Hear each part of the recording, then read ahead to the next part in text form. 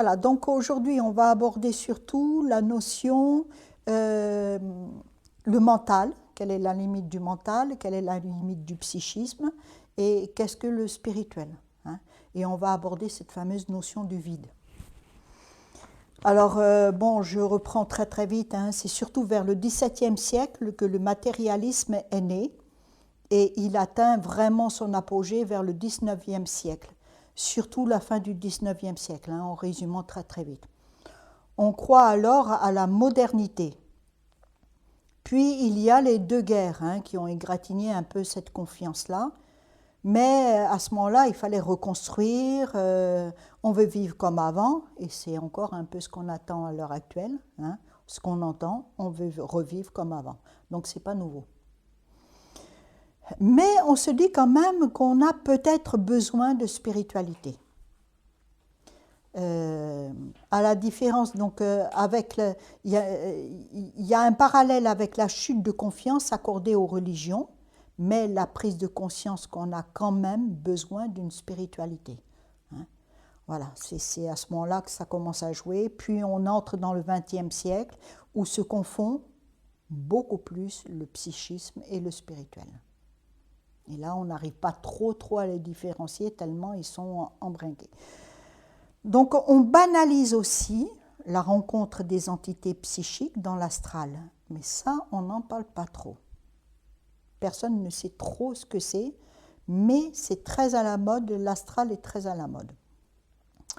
On trouve alors une multitude de mouvements de développement personnel qui sont dans l'expérience d'état de conscience. On change l'état de conscience, etc., mais ça reste la plupart du temps psychique. Le but est de se transcender, mais au fond, c'est le moi, c'est-à-dire l'ego, qui se transcende lui-même. C'est le moi qui veut faire des expériences et qui n'a rien à voir avec l'expérience de la conscience par elle-même. C'est le moi qui veut faire des expériences. Tant que c'est le moi qui cherche à faire des expériences, c'est le psychique. Quant au mental, lui, c'est une mécanique. Il y a la pensée engendre une sensation, je me sens mal, je me sens vide, etc. Et on cherche une solution. On cherche un problème d'abord. Quel est le problème de ce vide-là? Et puis la cause, bien sûr. La cause, le père, la mère, les sociétés, la société, enfin mon conjoint, l'extérieur, toujours l'extérieur. Et puis à ce moment-là, on cherche la solution en utilisant la volonté. Il faut que je transcende tout ça, il faut que je passe au-dessus de tout ça, il faut que j'y arrive, etc. Et on passe à l'action. Ça, c'est la mécanique mentale. Le moi avec le grand M récupère l'expérience qu'il fait pour en faire un objectif et la boucle est bouclée. C'est-à-dire que là, par exemple, dans les mouvements d'éveil qu'on connaît partout, hein, le moi est souvent bien installé. C'est-à-dire que là, par exemple, le moi récupère une expérience. Je vais dans la nature, je sais que les arbres me parlent, me vibrent. Il faut que je vive en harmonie avec l'arbre. Je l'embrasse, je commence à cultiver toute une philosophie autour de l'arbre. Et c'est vrai que la nature nous fait du bien. Ça commence à être un égrégore. Je commence à créer quelque chose autour de l'arbre, autour de la nature. On va tous embrasser les arbres, on sent tous la vibration de l'arbre. On sait que c'est un être vivant. Et puis on en fait un objectif. Et c'est là que ça devient dangereux. C'est une vérité, un arbre fait partie d'un tout. C'est un organisme vivant comme une abeille, comme une montagne, comme un animal. C'est des organismes vivants, mais on en fait un objectif. Et là, on crée un égrégore, et l'égrégore est enfermé sur uniquement la notion de l'arbre, etc. Et tout et même professionnellement. On en vit, etc. Et ça devient des mouvements, entre guillemets, d'éveil. On peut parler de l'art, mais ça peut être autre chose. Hein, c'est juste un exemple qui me vient. Hein. Après, il y avait aussi, j'ai écouté l'expérience d'une femme qui voyait des fées. Hein. Alors il y avait une autre dame qui était là pendant la conférence qui disait « Ah mais moi, c'est quand ça m'arrivera, mais ce sera extraordinaire ». Et c'était, ça y est, la fée fait qu'on est en fait, c'est le summum et ça devient une vérité par excellence et la seule vérité. Et c'est là que l'enfermement se crée et ces mouvements d'éveil qui deviennent vraiment, qui prennent le pas de ce qu'on a, à l'époque c'était la religion qui faisait office d'autorité, là c'est des concepts qui font après, qui deviennent des dogmes quelque part et qui font office d'autorité et on en fait un business.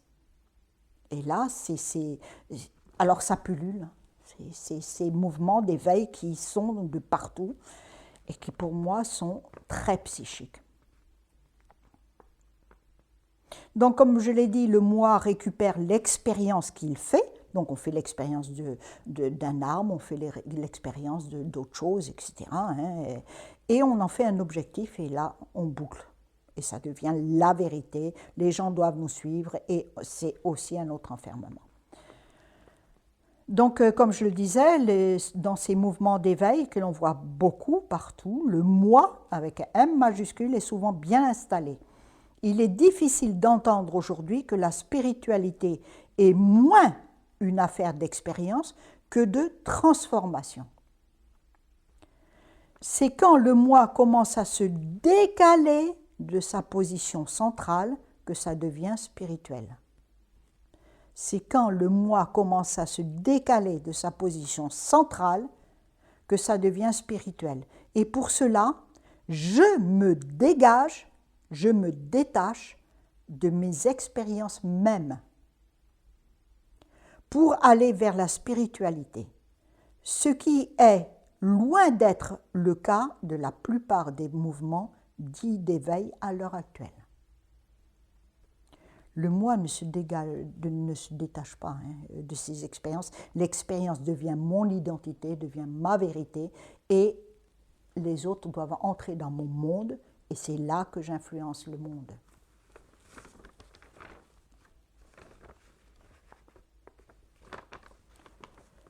Alors la sensation de mal-être dans nos vies viendrait-il d'un problème de sens? Donner du sens. Si l'on veut tout comprendre avant de croire, c'est ce qu'on appelle la foi, est-ce qu'on ne s'enferme pas d'emblée dans nos propres limitations intellectuelles? Quand on veut tout comprendre, on part de notre pensée, de notre compréhension en nous, mais déjà, on est soi-même limité par nos propres limitations intellectuelles. Donc, on ne peut pas aller plus loin, puisqu'on est des êtres finis et on est des êtres limités. Mon angle de point de vue, mon point de vue à moi, ma manière de voir les choses a ses limitations. Donc, si je commence à vouloir tout comprendre avant de croire, eh bien, je suis déjà de toute façon dans mes limitations intellectuelles. Alors, faut-il commencer par le cœur, c'est-à-dire ressentir, puis penser? La spiritualité est un mot, donc on le sait, fourre-tout de nos jours. On se construit une personnalité qui n'est pas forcément l'expression de qui l'on est, d'où l'importance de remettre en question nos idées et nos pensées. On se construit une personnalité qui n'est pas forcément l'expression de qui on est, véritablement, d'où l'importance de remettre en question nos idées et nos pensées. Le piège, il est important pour nous d'être importants, c'est ça le piège. On est tous dans ce même truc-là. Il est important pour nous d'être importants. On est énergie, donc on est énergivore. On a besoin de se bouffer de l'énergie, de prendre les énergies des autres, etc. Et eux nous bouffent notre énergie. Il est important d'incarner un personnage, même douloureux au quotidien, pourvu qu'on ne ressente pas le vide le néant que l'on porte en chacun de nous. Donc on va jouer un personnage, même douloureux au quotidien. L'important, c'est qu'on ne ressente pas ce vide. Qu'est-ce que c'est que ce vide finalement? Le personnage que l'on joue dans notre vie est nécessaire à l'incarnation. Au départ, c'est une question d'identité. Mais on ne va pas le lâcher, ce personnage-là. Par exemple, on va jouer le personnage de celui qui est révolté, de celui qui est en colère, de celui qui se construit tout seul, de celui qui est la victime, etc., de celui qui est le sauveur. Alors il y a plus de victimes, alors quand un sauveur se croit sauveur, on ne peut pas le faire changer d'avis. Ou difficilement. Mais on nous dit aussi que la nature humaine, la vraie nature humaine, est le vide ou la vacuité que l'on n'emploie plus sur le plan spirituel. Dans l'incarnation que l'on connaît, on joue un personnage. On s'y accroche, donc dès le début de notre vie, très très jeune. On joue un personnage, suivant notre histoire, on s'y accroche et on finit par y croire. Et c'est devenu notre identité. Or, la nature humaine, on nous dit, c'est le vide. Il y a un danger. Quand on dit aux personnes, vous êtes le vide, ça peut être très dur, voire même très violent et conduire à une décompensation psychique. Donc on ne peut pas dire à une personne, allez vers le vide. Tous les mouvements de bien-être ont bien compris ça. Donc on va développer plutôt, soyez zen, vous allez avoir des états de conscience modifiés, ça va aller mieux. Ça, c'est quelque part, et c'est pas faux, dans ce sens que dire à une personne, va vivre ton vide, ça peut entraîner une décompensation brutale psychique. Alors que faire?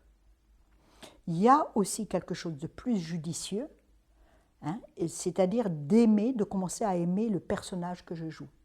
Si je joue la victime, je vais commencer à aimer la victime que je joue. Je vais l'aimer. Je vais me familiariser avec sa mécanique de victime ou sa mécanique de coléreux, je suis contre tout, la société, je suis contre la société. Je vais aimer le personnage qui me colle à la peau, que j'ai accepté de jouer. Je vais me familiariser avec sa mécanique à elle. Et puis, je vais apprendre comment ce personnage entre en répétition dans ma vie. Mais je vais l'aimer. Et naturellement, à ce moment-là, on s'aperçoit qu'il n'a plus autant de pouvoir sur nous. Et on reprend les rênes naturellement de notre vie. C'est plus souple, c'est plus dans le temps, c'est plus dans la progression. Parce qu'on a un œil d'observateur. Je joue ce personnage-là, il faut déjà être lucide quand même sur soi. Je joue le personnage de victime. Je veux être le sauveur de l'humanité parce que je fais du bénévolat partout, parce que je suis dans l'humanitaire. J'en ai fait de l'humanitaire, mais en même temps, c'est quelque part aller sauver les autres, mais me sauver moi-même. Quelle était ma part de moi que j'allais sauver? Mais quand on a conscience du personnage qu'on joue, ne le méprisons pas, mais au contraire, aimons-le. Et apprenons à voir, tiens, là je joue encore la victime, ou là je joue le rebelle, ou là je joue le gars qui se gère tout seul, qui ne dépend de personne. Et comment ça se fait? Et quand est-ce que là, tiens, je suis en train de jouer la répétition, là, j'accepte. Et là, il n'a plus de pouvoir sur nous. C'est encore un cheminement qui, quelque part, fait partie d'un développement personnel, mais on se joue du rôle qu'on a pris. C'est-à-dire que déjà là, on estime qu'on n'a pas besoin d'avoir tant d'importance que ça.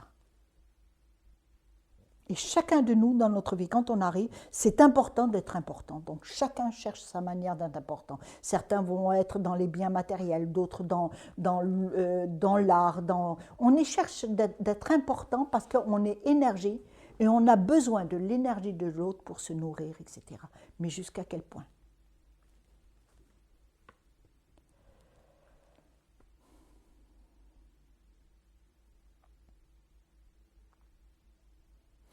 Donc on se crée un personnage parce que quelque part, on a la trouille d'être rien ou d'être un vide. Mais qu'est-ce que c'est qu'encore ce vide? Quand je porte une énergie désagréable ou voire même négative, je me coltine des expériences extérieures négatives ou désagréables. Ça, on le sait. Et pourtant, si on l'expérimentait, si on était vigilant, on s'apercevrait que l'énergie qui dégage de nous attire exactement la même énergie au dehors et qu'on est responsable de ce qui nous anime. Responsable, mais pas coupable, attention. Là, on fait attention à l'héritage qu'on a eu sur la culpabilité. Mais on est responsable. Au lieu de voir que l'énergie qui émane de nous, en fait, attire la même énergie à l'extérieur, on est persuadé, parce que ça fait partie de notre héritage, on est persuadé que ce qui est agréable vient de nous et ce qui est désagréable, négatif, vient des autres. Mais la vie qui est neutre ne fait que répondre à nos désirs. La vie qui est neutre ne fait que répondre à l'énergie qui émane de nous. Donc, la vie qui est neutre répond à mon énergie et à mes vibrations. Et, nous sommes tous exaucés. Toutes nos prières sont exaucées. Quelque part, la vie étant neutre, je manifeste une énergie négative, j'attire le négatif. Je manifeste une énergie d'amour, j'attire de l'amour. C'est automatique.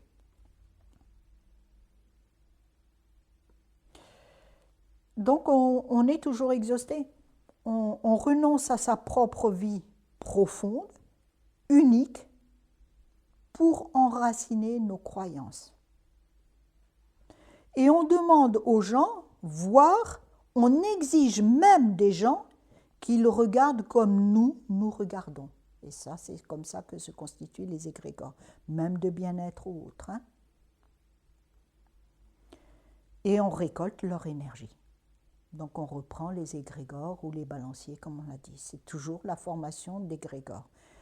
Dès qu'il y a suffisamment de gens qui sont entrés dans mon monde, en adhérant à mes pensées, à ma manière de voir les choses, on devient un égrégore et on a notre fonctionnement propre à ce moment-là.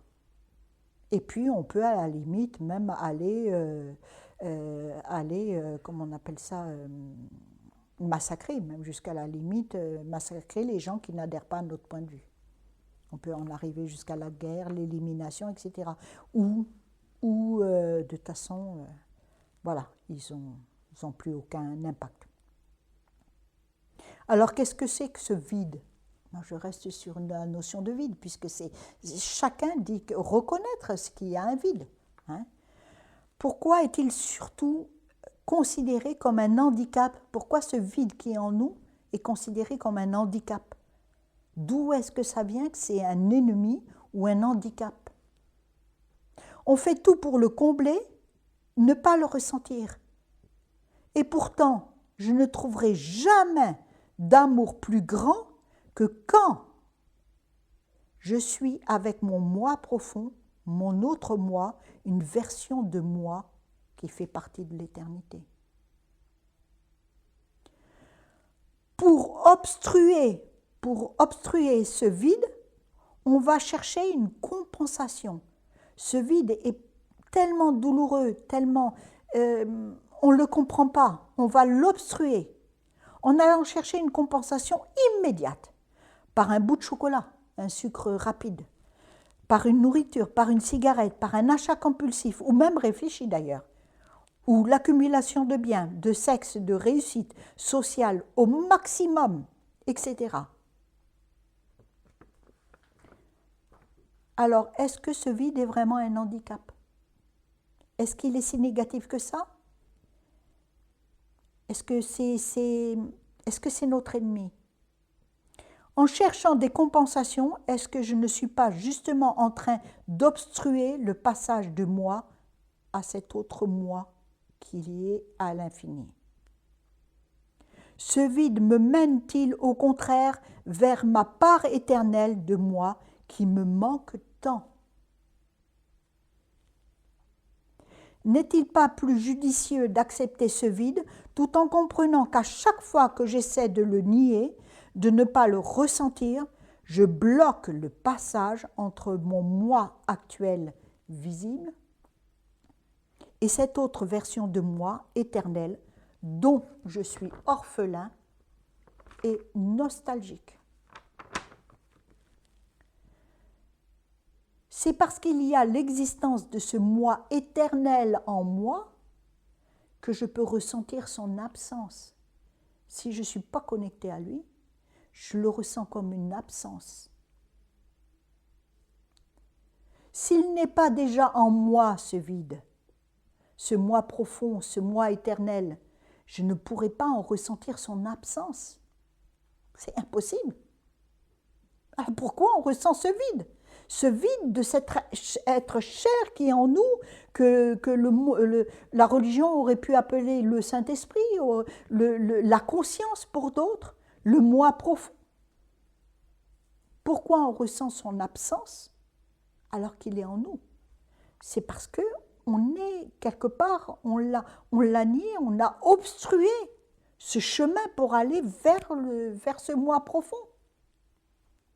La présence de ce vide qu'on ressent, c'est en quelque sorte le signal de cet autre moi qui me manque tellement et qui me manque éternellement.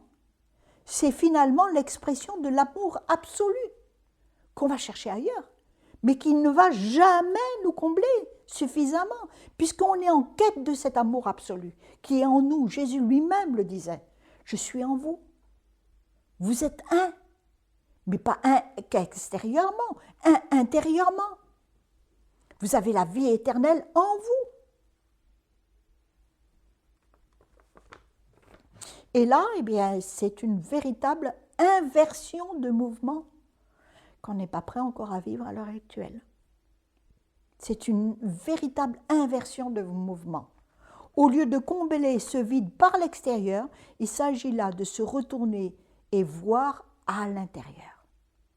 On passe malheureusement son temps à se guérir, entre guillemets, du manque de ce soi éternel. C'est la douleur du deuil.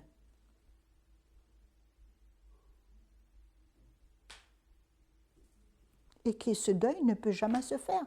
Puisqu'on est dans l'éternité, on fait partie on est une étincelle de cette éternité, chacun de nous.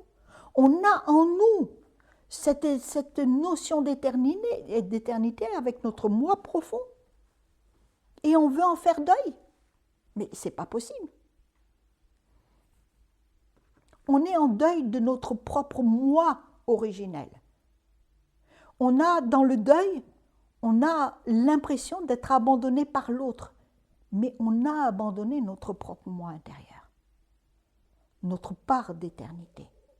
Le retournement, c'est demander au moi profond, la conscience, où elle est. C'est ça le véritable retournement. Et c'est ce moi profond, c'est ce vide-là qui sait tout et qui a toutes les informations sur tout. On parle du champ akashique, d'un lieu où on peut avoir accès à toutes les informations, mais on a accès à toutes ces informations en nous, parce qu'on a ce moi d'éternité en nous. Ce vide, ou cette vacuité qu'on appelle sur le plan spirituel, souvent dans la spiritualité, on parle de la vacuité au lieu du vide. Ce vide-là est comme un pont, un trou de verre vers l'intemporel. Quand on a le regard de cet angle-là, eh bien, le vide est un tout. Ce n'est plus un handicap, ce n'est plus un ennemi. J'ai mal de cette absence de moi. J'ai mal de cette absence de moi. Le vide ou la vacuité est la présence de l'absolu. Il est le siège de l'information. Et l'eau, dont on est 70% de l'eau, est porteuse de cette information. Alors, il y a une théorie, je ne sais pas si ça peut être réel ou pas. Il y a une personne qui disait que il y a l'effet pollution, mais il y a le fait aussi tout à fait naturel que les pôles, toute la masse glaciaire fond et qui fait que toute l'information est décristallisée. Et c'est pour ça que les choses vont très très vite, les prises de conscience, l'évolution sur le plan scientifique, parce que toute la glace libère, libère les informations cristallisées. Bon, à voir. Mais c'est vrai que l'eau, c'est elle qui fait passer aussi l'information. Nous pouvons aller chercher dans le vide les informations qui s'y trouvent à propos de tout, le vide extérieur comme le vide intérieur. Alors pourquoi en avoir peur? Par le plein, quand j'observe par exemple, je ne sais pas, cette table-là ou la télévision, etc., hein, ou ton corps, le tien ou autre, quand je le vois, je vois un plein. Et ce qui fait que la séparation, elle est là. Ton corps n'est pas le mien, donc il y a la séparation de ton corps. C'est pas moi. Cette télévision, c'est pas moi. Mais en même temps, on sait très bien que la physique quantique a fait que les particules qui sont condensées et qui fait que on voit cette télé dans le plein, quand je la vois autrement, le vide qu'il y a entre les particules de cette télévision, de cette table ou de ton corps et du mien, en fait, il y a le même état. Il n'y a même pas de séparation dans le vide. Donc l'information passe librement. Je ne sais pas si je me suis bien expliquée.